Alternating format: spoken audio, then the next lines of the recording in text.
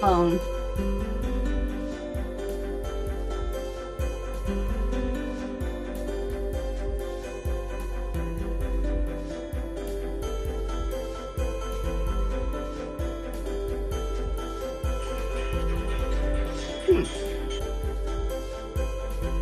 I hope I'm not going to have problems because we're having problems with our phone, but on our internet.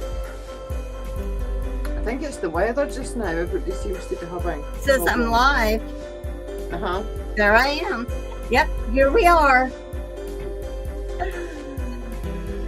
Welcome, everyone. Let me turn my volume down on these and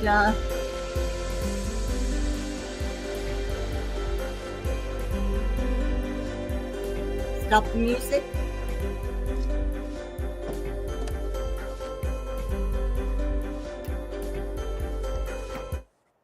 All right. So anyway, I'd like to say welcome to everyone and welcome to and Talk Tuesdays, where we get together and we talk about what we did and maybe I show you a few things and that. But today I have a special guest on.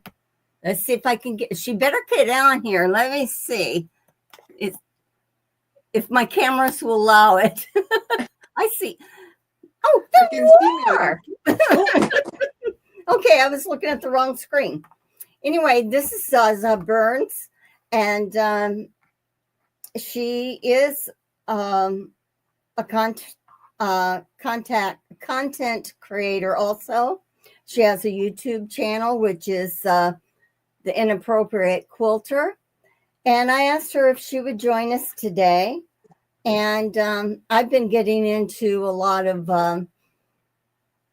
English paper piecing and some hand stitching and things like that. So I wanted to get someone who is more experienced in it to share in with us how you do it or what you do. So I'm going to kind of watch the chat a little bit and just welcome everyone. And then I'm going to let Zaza speak. And anyway, I just want to say hello to Deb. How you doing? She has a channel, The Pug Mama Quilter. Donnell has a channel, and it's Donnell Stitchery. And Nancy's here. Joe's here. I'm not saying you guys all have a channel here. And let's see. Lisa's here. Oh, Lisa, you're acting up here and you're doing. And let's see, Giovanna, or it's Giovanna. I hear that's really the correct pronunciation of your name. And I'm glad you joined us today on your schedule. Mona, thanks for joining us. And she's saying hi, Zaza. Hi, everyone. Yep, Kathy Klein and Jim. Hi, Jim. Glad you joined. Anyway, there's quite a few. Prep for Eternity. Oh, man, I might be spending my whole time greeting you all. See what you've done, Zaza. You've brought the people. You appear and they will come. I don't think there's anything to do with me. I think it's just that everybody's starting to know that you're coming on at this time. No. So I know there's Patty here. Joyce is here. I know if I have forgotten anyone, I apologize, but I'll get back through. But I just wanted to kind of check in on you guys and see how you were doing. Now, I'm going to wait a few minutes for my Nightbot to kick in. And if it does kick in and you see Nightbot up there, then go ahead and you can drop your links by typing the word share,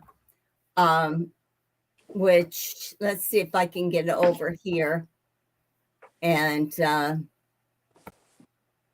get it to, we must see if I can get it to do that banner for you. but I forgot my sample pieces. Uh-oh.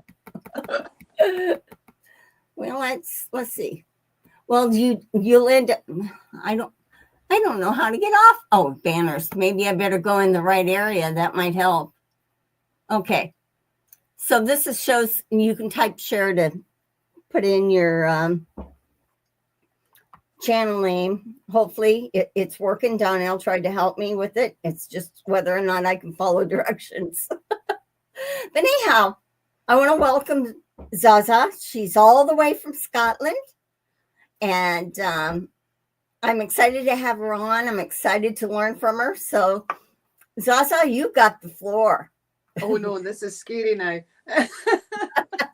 So tonight we're talking about EPP, English paper piecing. I will say, if you're going to start this, it's highly addictive. So you have been warned. I first learned to do this. My granny showed me how to do this because I came across a box she had of basted hexagons. They were in a little tin, and I asked her what they were. And she was teaching me to sew. She used to let me, at 8 or 9 years old, just sit and sew on her sewing machine, which is how I ended up sewing through my finger. So I do know her sewing machine will sew through just about anything. So she taught me how to do it, but she didn't call it English paper piecing. She called it patchwork. And she drew all the hexagons out by hand using geometry and a ruler and a compass. Oh my. Yeah. And I've saved pieces of cardboard from things. And I did that and I loved it. But then skip forward 30 odd years and it was COVID and I thought, oh, I'm bored. And I saw somebody, I think it was Emma Jones, the Vintage Sewing Box is her channel. And she was doing miniature EPP. And I thought, oh, I like the look of that. I'm going to do that. So having not done it for 30 odd years, I started with 1/4-inch hexagons, which are tiny. Which was a bit of a baptism of fire. And I did have some here and now I can't find them. I was so organised and no, I can't find what I was looking for to show you. Which isn't like me at all. But they're teeny tiny little, because each, on English the real little ones? Yeah, on English paper piecing, you measure the size of the hexagon as you measure the length of each side. Okay. So a 1/4-inch hexagon, each side measures a 1/4 inch. So these were teeny tiny little things. Oh wow. Then I watched some other people. The people I found the best that I recommend to people learning are Sue Daly. Okay. You probably all know her from her round pink rotating cutting mats. Mm-hmm. She's done a lot of stuff with EPP. She was one of the first people to use glue basting, and that revolutionized EPP. Do you glue based? I'm a glue baster. Yeah, I am too. I thought, okay, I'm going to try to hand baste to get. Yeah, no, because faster. You get sore fingers as well. Yeah. Hand stitching, and you get sore hands. So the less you have to do actual sewing, to me, is the better. But yeah, that's just personal choice. The thing I like about EPP is there's no right or wrong way to do it, really. It's what you like doing it. Everybody has their own little foibles on how they do things, and as long as it works and you get the right results, then it's fine. Yeah. And the other person that helped a lot was Elise Beck. Now, it's Elise Beck, but it's spelled B-A-E-K because it's Korean. And she's got the English Paper Piecing Collective on YouTube.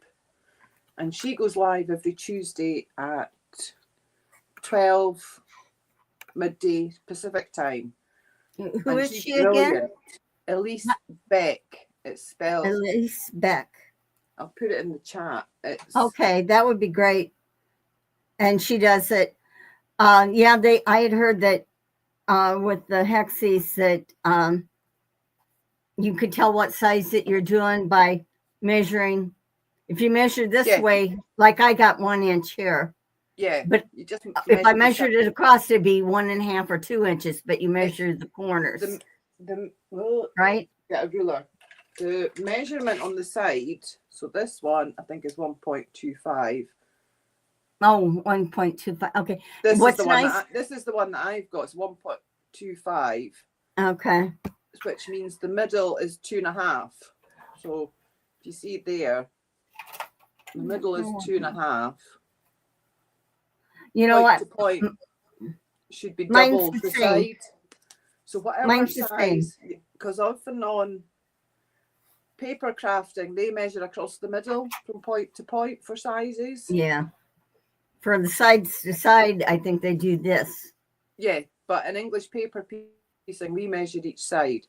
So these ones I don't do ones this big normally. So these are just for today that I got big ones. So this is what I found in my stash. It was I thought these were 1 inch, but they're not. They're 1.25. So you measure the side. So this is a 1.25 hexagon.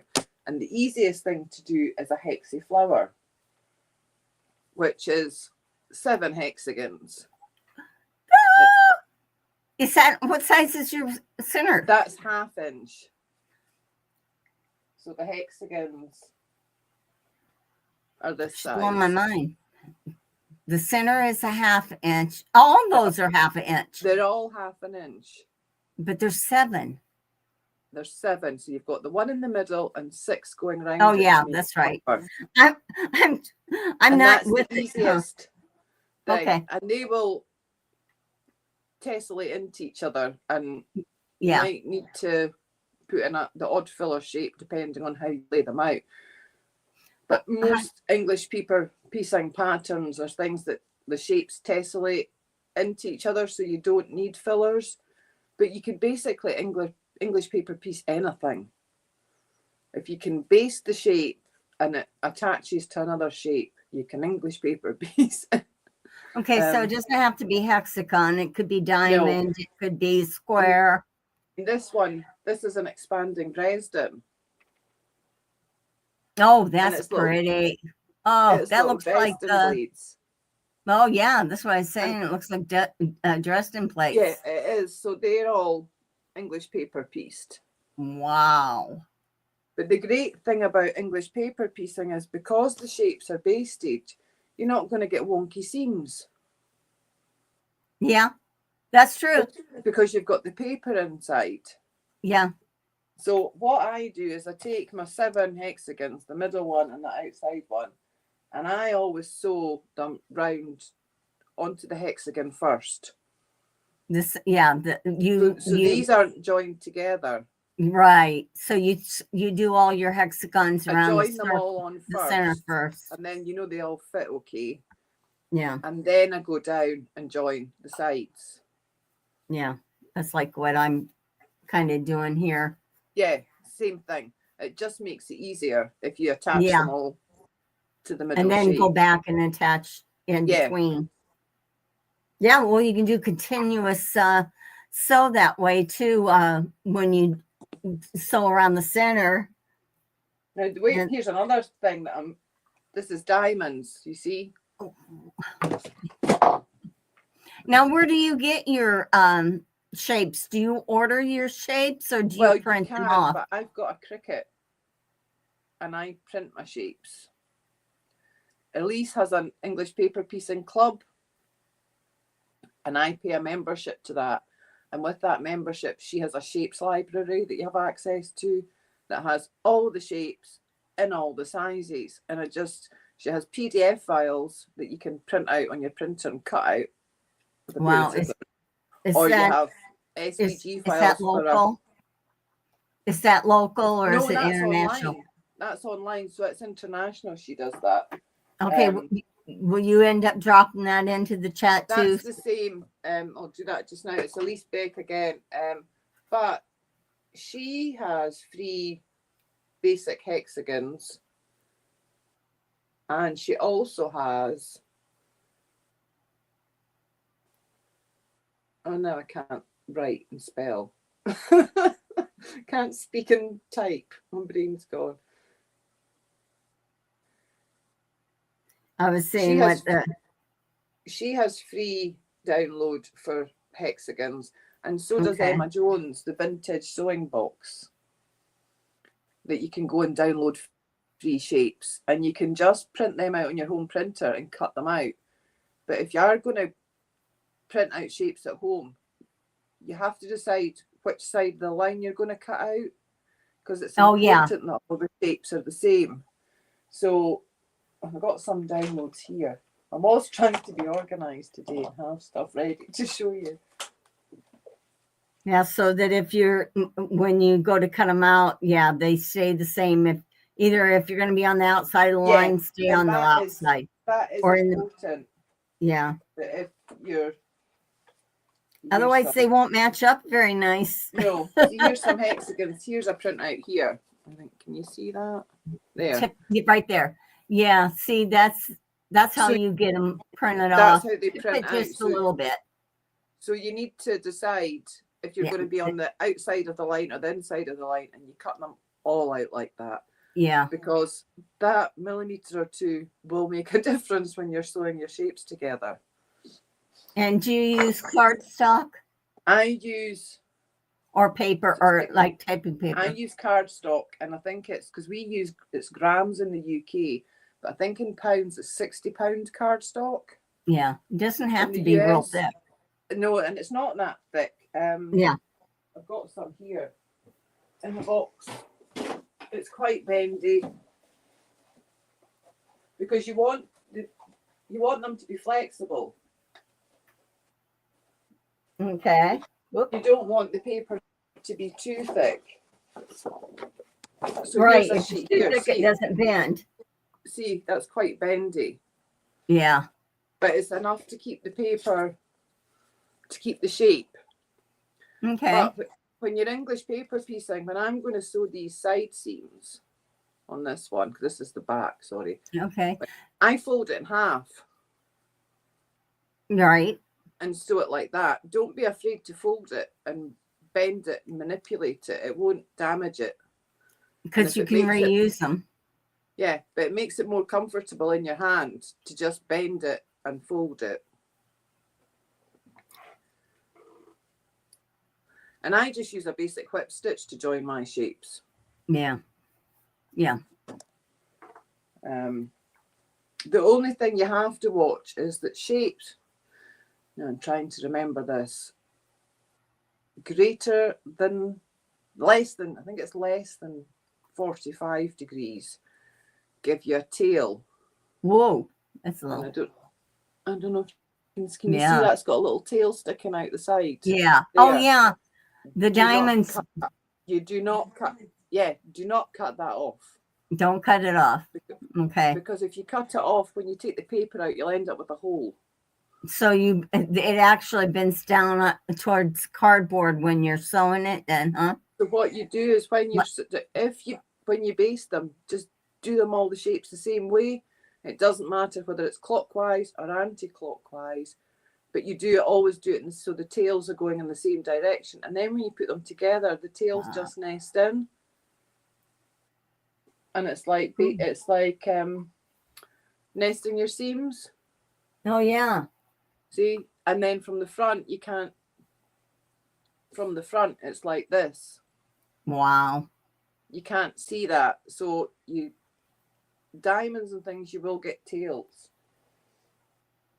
What I do is when I'm basting a shape is I stick it on the fabric first with a dot of glue. Okay, so you have a hexagon there on a piece of fabric. Yeah.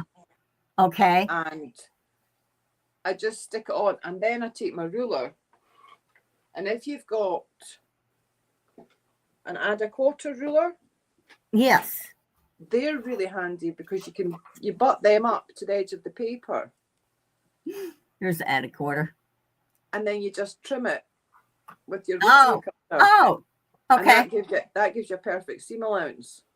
Oh, and then when you're glue basting, you want to stay away from the cardboard because you don't want it to, otherwise it's hard to get the needle through. It's not that you can't get the needle through. It's just that it's harder. Yeah. It's harder on your hands. Yeah. And what I know, I learned the hard way. What I found was that my hands got really sore. But the reason my hands got sore, it wasn't the hand I was sewing with. It was the hand I was holding in my working. I had it in a death grip. My hand used to cramp up. Patty G wants to know if you have made the Moravian Star. Moravian Star. Moravian. No. I knew I was saying it wrong. I have done 3D stars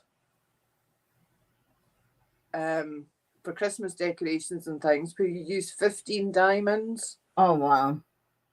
And they're really quite easy. You just make 2 stars and then sew diamonds along the top and you join them together. And they're really effective. But unfortunately, I couldn't show you any of them because they're all in the attic with my Christmas decorations. So then once you cut your quarters. Okay, you got. Oh, I see. Now you got your. I thought I'd do white and then I could do coloured thread, and that was a mistake because you can't see the colour. Okay. On here, so I've got some here that are basted, that are coloured, that are cut out, ready to go, that you might see better because it's on the back. How's that one? Can you see that better? Oh yeah, you can see that. And that's just a 1/4 inch.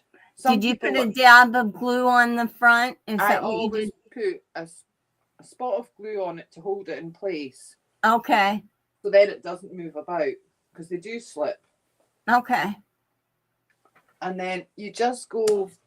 Now you can buy a glue pen like this. There's all the brands and they all look exactly the same and the glue's all the same. It might be a different colour, but they're basically all the same. And I think Soul Line makes those. Yeah, they all do. And you just want a line, like, can you see that? It's not quite at the edge. Okay. And then you just fold it over and do that. And this line has, that's it. But what I use, because they're expensive. Okay. And you will go through them. It's a glue stick. An Elmer's glue stick. Oh. As long as it's washable glue, it's fine to use it. And if it bothers you, you can test a bit on a piece of fabric and shove it in the wash to see that it does come out. But they do come out. Okay. It won't damage your fabric. It's the same glue. And these ones are great because they're purple. You can see them. So that's what Mona just said, that she uses the Elmer's purple glue pen or glue stick, and she can see it. That's one nice to be able to see it. I can see that. I wouldn't put that amount on normally because it's just so that you can see it on the film. But you just go work your way around the sides, folding them just over. On the edges. Yeah. And if you want, you can finger crease it first. But I don't bother. I just go around and fold it over and keep going like that. But these, because most EPPers buy these by the box when the kids go back to school and they have all the offers on, and they'll buy a box of 48 but if you're going to do that, keep them in a Ziploc bag because they'll dry out. They dry out, yeah. So you have to keep them in a Ziploc bag, but these save you a fortune. I'm glad you mentioned that because I'd be one that would keep on reordering my glue. Well, I was using the glue pens, and on one project, it was quite expensive. Well, you can go through it pretty quick because that stick on the glue is only a couple of inches. It's tiny. And then diameter is 1/4 inch. Yeah. Yeah. It's not fun putting it in either. I use this ruler, it's just a 1-inch ruler, and I put glitter tape, glitter washi tape on the back. Oh, okay. And that grips the glitter washi tape's amazing stuff. I got the tip from another EPPer, and it grips your fabric. so your ruler doesn't slide, but it doesn't shed the glitter. So I use that to mark. I've got 1/4 inch on one side and 3/8, because if you're doing big shapes, you might want a little bit more fabric on your seam allowance. Okay. So 3/8 might be preferable. I think starting out too, you might want a little bit more because you're not used to it.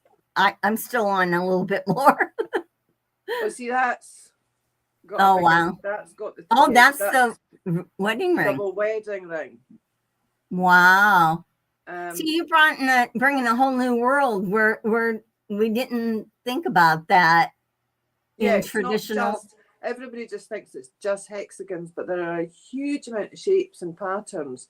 If you look at Sue Daly's website, Sue Daly, huh? Sue Daly, she's Australian. She's like the queen of EPP. Okay. She has a website. Have to blow my nose. Okay. And when Mona had said that when she back to school supplies come out, she gets a lot of her glue. The back to school offers, buy the glue. I mean, you don't have to. Some people prefer to thread based. You which almost is what the Last Homely House does. She thread based. Kate on the Last Homely House. I can't be bothered with that. I find glue basting easier. It's less hassle. But the glue they're not stuck in stone when you glue baste them. Okay. You just need something pointy. And a cuticle stick will work. Oh, to pull the paper off. A cuticle stick. Yeah. You just take it. Okay, this is when you've already sewn it, and what I do is I like steam. So before I take my papers out, I give it a good steam press front and back. And because the paper's in there, the fabric doesn't shrink. It doesn't. Right, it doesn't move. It doesn't move. And then you just take the pointy tool and you just slide it along. And you can use anything. You can use a cuticle stick. They're quite good at a cuticle stick because they've got a flat edge. I'm trying to see if I've got one here. If you've got a purple thing, kind of one of these, that'll work. Crochet hook, a fine tipped crochet hook, anything will work to get the papers out. And you take the paper, you leave the outer part in yet. I leave the papers in until the very end. Yeah. Oh, you leave all the papers in until the end. I leave all the papers in because if you make a mistake, which you do quite a lot, quite often sew a shape in and it's back to front. So instead of the flower looking like this, it's got one in it that. Oh, excuse me, just dropped the card. It's got one in it that's that way. That's one of my favourites. Or if it's directional fabric, I'll sew one in upside down. And you don't notice that until you're halfway through and you're joining them all. You've joined it together and then you go, oh. So if you take the papers out as you go, that's hard. It's still fixable, but it's harder to fix. The other thing I do is I knot at the end of every seam.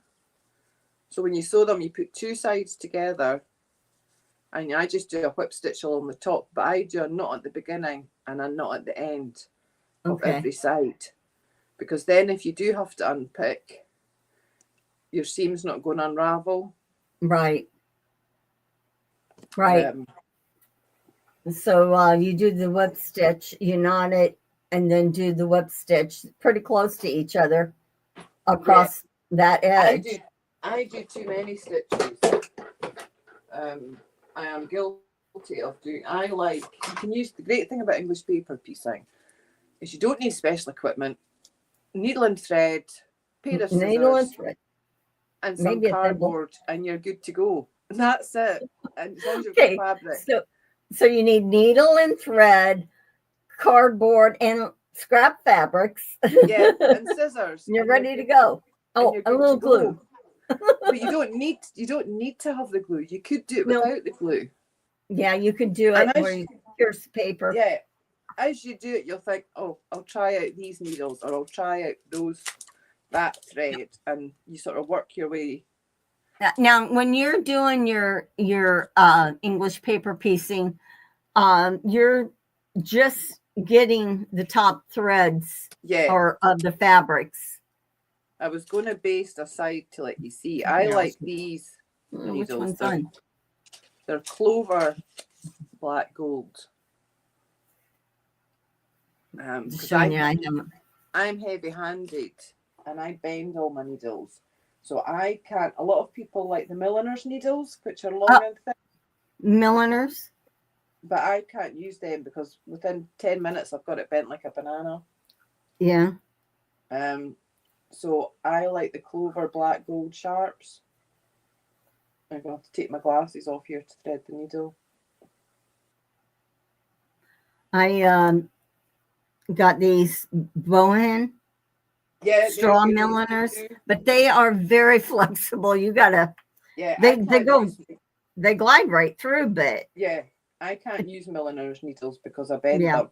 And I've heard people say I bent one already. The Clover Black Gold ones are unbendable, but I still bend them. So you just do a little whip. I just do a little whip. Now you don't want to cut a long line of thread when you're doing EPP. Okay. I know that, and I do a quilter's knot where you just wrap it around the needle a few times and pull it through. But you don't want a long length of thread because it's rubbing over the card with every stitch. So it's more likely to fray if you have a longer bit of thread and snap. Yeah. Where it says what kind of thread are you using for sewing your hexies or your English paper piecing together? You can use any thread, but I like Superior Threads bottom line 60 weight. 60 weight. And how do you like to apply your English paper piecing to your project? Do you applique it on? Yeah, well, it depends what the project is. If it's a whole quilt, then no. But if it's just like if it's a hexagon, then yes, I'll just applique it on. Okay. Rather than some people also do the edge pieces and things. Yeah. So they don't have to cut off. Because some of the pieces have curved edges. Yeah. So, but with thread, it's personal choice. I know some people that just use ordinary 50 weight thread, and you're just really taking a little bite. It's just a couple of threads of the fabric with each stitch. Okay, just a bite. Okay, because you don't want to go through the cardboard. No, you want to go through the fabric. To go through the cardboard, you can't reuse it. One here. And as I say, I do a knot at the beginning and at the end of every seam. Okay. But what I found was when I first started, I got a really sore hand, the hand that was holding the pieces. Okay. And clips get in the way. Okay, so you did, yeah. So, because my thread would catch on the clips. So what I found was brilliant was magnets. Not sew tights. Sew tights are expensive. So you put magnets in. And I use these little itty-bitty magnets. And you can get 50 of them for $5 on Amazon. Oh, that is a good idea. And they come in all shapes and sizes. And you can they go right down to, I think, 2 millimeters, which is tiny, tiny thing. But the ones I buy are like 5 millimeters, I think. But you can buy 10, 15 millimeters. Obviously, the bigger the magnet, the less you get in the box. But when you think you get 50 of them for $5, and you get 4 sew tights for like 15. Yeah, because otherwise you have your hand. This hand's got a death grip. Yeah, it's got a death grip. Because you want to keep it lined up. And you do that. It is hard on your finger. That's perfect. Yeah. I got extra somewhere. I got extra magnets. So you use the magnets. That is a good idea. And the magnets, your thread doesn't catch on the magnets. But these are all the things that you pick up from other EPPers. And it's like a little light bulb moment. You're like, oh, wow. That makes life so much easier. Javon said that she got her magnets from AliExpress. Yeah. I buy the neodymium magnets. Which I'll put that in the chat. Yeah. Mona did make a very good comment here, though. It's if you're doing magnets, you got to be careful if you have pets or kids. Yes. Because if they come off and they digest them, they can really mess up their intestinals. Yeah. But if you don't have puppies, and I mean, you can go with using a clip if you needed to. You know, like you can use these clips if you need to. These really hold them, and they don't get the clips. I find my thread catches. Yeah. And this is the other thread that I use is Wonderful Decobob, which is an 828 poly thread, and this is the one I've got here. Now, if you do English paper piecing and you have a flower, let's say, or something, and you're going to put it on as an applique, what kind of thread do you use then? Do you use a silk thread, or I just use the same thread that I would use to EPP. I might color match it so that it's less because even like a gray or something blends in really good with a lot of them. Yeah. I'm going to look at the chat. You can and see what they have to say. I don't Donnell says, Donnell, be careful. And Joe, be careful with your cat and your puppies. But what does they say? Oh, you said neodymium magnets. Oh, okay. And as I say, you can buy like a box of 50 on them on Amazon for $5. Okay. So when I get to the end of a row, what I do is to make a quilter's knot, I just take my thread, and I don't know if you can see this because the threads are there. I wrap it around the needle twice, and then you pull the needle through, and now it's tangled. Because I'm on that happens. Not. But that one, what I do with my magnet is I stick it on something else magnetic, whether it's a clip or something. Yeah. So I don't know if you can. I've used a dark grey thread, so you can see it. Is that focusing? Okay. Yes. So it's tiny little stitches, and then that's the front with the dark grey thread, and you can see them all. But if that was a white thread, once you take the papers out and the fabric relaxes a bit, they just disappear. Yeah. Do you press your hexes or anything like that before you I find if you press them before you take the papers out, it relaxes the glue. Oh. And it makes it easier to get the papers out. Okay. So if you're having a job getting the papers out, just hit it with the iron, and it softens the glue right up. And if it's really stubborn, a shot of steam will soften it right up. But I mean, if you look at that one, that was with white thread, and I'm trying to get it so focused. You can't really see the stitches. Wow. No. And it's just the same stitches. Yeah. That were on the grey one, which were What's the smallest you've done in hexes? Quarter. Yeah. That's tiny. Which are they're itty bitty tiny things. I don't think I've got any line about. Now, here's some. I think here's some here that are 1/4 inch. And the size difference is really funny because that's a hexie with 1/4 inch flowers. Oh my Lord. Isn't that hard on your fingers? And then I'd have to have tweezers on this hand to hold those. And then that's just over an inch. So they jump hugely in size. But yeah, that's a little itty bitty. Yeah, I would have to have my tweezers. Definitely. But that would be my finger. When I started again as an adult, that's what I started with. Which was maybe as well I didn't know any different, because I wouldn't have done it if I did. Tasha says that's a itty bitty one. Yeah. But I do prefer small shapes. Lisa from Awkward Quilter says that she can make her shapes and fabric on her brother's scan and cut while working. I gave mine away. Yeah. Before, and I thought digital cutting machine. Yeah. We'll do it. So if you've got a Silhouette or a Cricut or a scan and cut, any one of them will cut.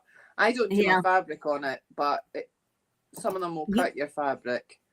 The scan and cut will cut your fabric if you have the cutting mat. The Cricut Maker will cut your fabric too. Okay. And then the Go Cutters, you can get the hexies from there. But you only get very limited sizes. Yes. And then if you use it for the cardboard, then it will, cardstock, it'll dull your blades for your fabric. Yeah. So I'd use it for one or the other. Yeah, there's a company in Australia, I think it is, that do custom dies for an ankle quilt. And a lot of EPPers use them. But I mean, you can do some amazing things. It's not finished yet, like most of my projects. Queen of Diamonds, which was a Tula Pink pattern. Oh, that's pretty. Tula Pink? Yeah. That's hers? Well, it wasn't her pattern. It was Pink and Door pattern, but it's her fabrics. It's all Tula fabrics. Wow. That was a block of the month. But they're amazing. And you can fussy cut your fabrics. And Donnell, I understand. I'd take it back too. Just cut the hexies alone and have the perfection of cutting hexies. See, you can get good. Some amazing. Look. Oh, that's pretty. Wow. And you see the back, that's all the different shapes. You got to get on your channel and start showing. And there's just more triangles. Instructional videos on this. So if you've got 3 triangles and a hexagon, you can make bigger triangles. Look at that duck. So, I mean, her fabrics are great for this, to fussy cut. But you can really... Oh, my. That's beautiful.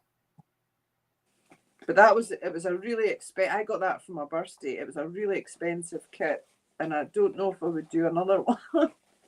But, because you got the fabric. The paper. Yeah, Donnell says that those are beautiful. But a lot of that is the fabrics, because they're fussy cut. So you can do some incredible things. But I got my denim jacket and I did what's called a dilly flower. So instead of it having the flat edge, it's got a curved edge. So it actually looks like a flower. Okay. Like a petal. Yeah. And I appliqued them on the back of my denim jacket. Oh, that would be pretty. I got a couple of denim jackets.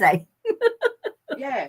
And you can applicate things onto bags, and I'm doing these ones because I'm doing a sew along, and my blocks from a sew along and it's a churn dash. But I thought that's a big empty boring space in the middle, so I'm going to that would be pretty. That's what I'm doing with one of my quilts. I don't have it here. I do. So they'll with get the hexies into the middle. That would be pretty. That would be really pretty. because you know what, it just changes it up. You Yeah. just took a basic block and just juiced it up. And sometimes you don't want to, it's like when you're going to quilt those, it's like sometimes you want to quilt in the open spaces, but sometimes you just want something else. I'm trying to find ones that I've got that match. I just have a domestic machine, so I can't really do fancy quilting. Oh yeah, you got the cutter, didn't you? Yeah. Have you tried it? Did you say? No, not yet. You don't have. I've got a cricket. I've just got. A cricket. Got a cricket, but you see, that's it in the middle of the block. Oh, that is adorable. So it just fills up that empty space. So you can do so many things with them. It doesn't have to be hard. You can make it as easy as you want, But I like it for watching the telly at night when I'm watching TV.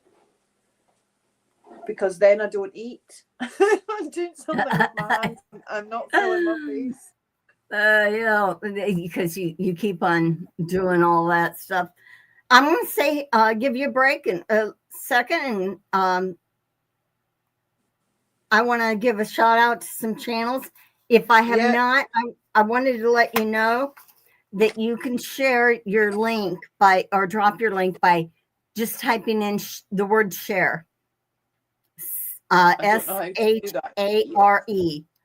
And share your link. And if you've shared it earlier, share it again in case somebody has come in and didn't see it in the chat earlier. And I wanted to give not that I'm wanting to leave anybody out whatsoever, but there's a couple that I want to give a shout out to. And one is for Deb, the Pug Mama quilter. Yeah. If you haven't subscribed to her, go on her channel. She's very, very sweet and entertaining. I just feel good after I've watched her and that. And I was reading her bio a little bit, and she started quilting in 2018 when she had broke her foot. So, and she's hooked on that now. So she comes in on Fridays at 3 p.m. And sometimes she'll have a guest spot in there. She also joins Mona and Lisa on the Not Quite Right, and that's Saturdays at 4 p.m. on Sunday. Plus, she's with Lisa on Sundays at, I'm sorry,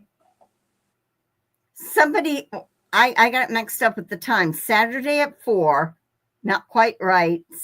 Sunday at 11, and then Deb and her is and Lisa is 8 in the morning, I think it is, on Sunday. 7 in the morning on a Sunday. Yeah.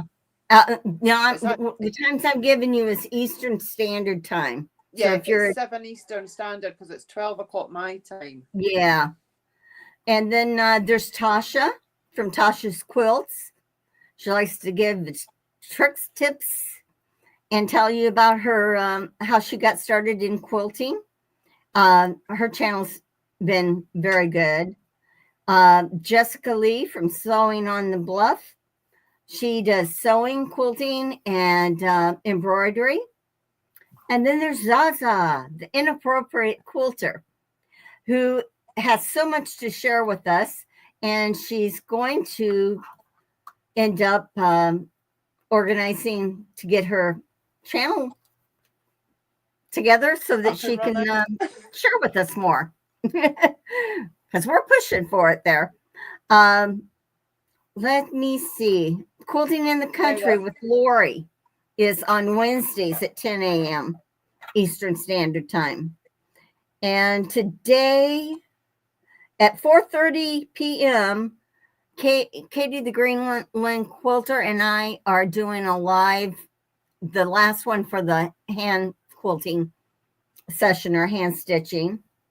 I have So Blessed by Jess, and she's on Sundays at 8, followed with on William's channel, My So-Called Life. Now, if you can remember everything I'm saying, you guys are wonderful people. Let me That's see the great thing about YouTube. You just rewind it and listen again. I know. We could just do it. And there's Joe, Vintage Sewing by Joe. And she has a great channel. I wanted to tell you about Donnell. If you're a member of her channel, she did post that the Zoom is going to change from Sunday to Saturday on April 19th from 12 to 5 because of the Easter holiday and that. Giovanna, she has a channel. You might want to check her out. There's I'm just getting Mona. You can't forget Mona. I did mention you when you're in with the others, but Mona is doing Singing in the Rain right now. It's a sew along. Mona's just got her new machine. Yeah, she just got a new machine. And she was setting it up. I kind of saw that a little bit. Yeah. I saw that she got the frame up yesterday or 2 days ago, and then the machine came today. Now I'm waiting for another machine. I had one for the camp. I don't need it, but I wanted it. But about 3 months ago, I had bought one, just a cheapie. I'd rather I'd had a cheap Janome because that's what I was replacing. And I ended up getting a Singer, just a cheap Singer, just for the campground. And would you believe that I probably used it all, no more than 7 days total, and it froze up. So now I gotta take it back, see if they'll give me any credit or my money back, because I didn't get the extended warranty. And but I ordered a brother, and it's supposed to come today. All I needed is a couple $100 machine to rough around with at the campground, Yeah. So anyway, that's what's been happening in my luck. So now I've thoroughly confused everybody. It can usually be found on Donnell's or Facebook Messenger, or I'm on Discord. Okay. Lisa's group and Mona's group. So if anybody has any questions, just ask away there. Okay. You'll find me there. Yeah, just Zaza is mentioning that. Yeah, Mona has a Discord, and you could drop your link for your Discord if you want to. If you don't want to, you don't have to. But we all go on there, and you can go in the rooms. So Zaza's saying if you want more one-on-one or have any questions, you can go on there or on Facebook. She's on there, and she'll answer any questions and that you may have. But we wanted to highlight this in a little bit. And I got to show you something too. Is there anything else you wanted to share at this time? You're more than welcome to. For today. Remember, I was working on my Dresden plate. Oh, wow. So what I did is I took, I know I'm going to do this. I took this and I put it on the long arm along with another quilt I had. And I love the quilting. Yeah. Now, I'll show you the back, because the back's it's going to be a pillow. Oh, wow. Yeah, that's gorgeous. That's how I did it. Yeah. So is that all freehand? Is that what? Is that all freehand that you did that? No, no. I did it, but I had to do the parameters, click it all out, so it knew what not to stitch and remove the stitching. Yeah. And then it would stitch up to here, and it knew not to stitch within here. Then I ended up telling it later, I made a boundary, and I changed the boundary into a line, and then it knew to stitch. So, I mean, it is computerized, but you have to do different things to get it to do it. And anyway, that's my story. I'm sticking to it. Luckily, I don't have space for a long arm, so it doesn't matter if I want one. I just can't have one. Because Lisa with her mid arm, and then Mona getting hers. Yeah. Does anybody have any questions that particularly that they'd like to ask? Judy, yep. If you do, she said, I appreciate you all coming in. Appreciate that you give me your time and that. And I want to thank Zaza for joining me. It was nice for her to do that. If my camera setup was better, it would be better for you if I had an overhead camera, because then you could see things. That'll maybe happen one day. Well, you'll get it. For me, just to hold it up wasn't great. Yeah, it'll happen. That'll happen. All things happen. It takes time to be able to get your equipment and things like that. But I recommend, if anybody's interested, look at Sue Daly. Sue Daly. Sue Daly. She's very good. Okay. So she's good for EPP. Yeah. Okay. Well, I'm going to look her up. That I put in the chat earlier. Mm-hmm.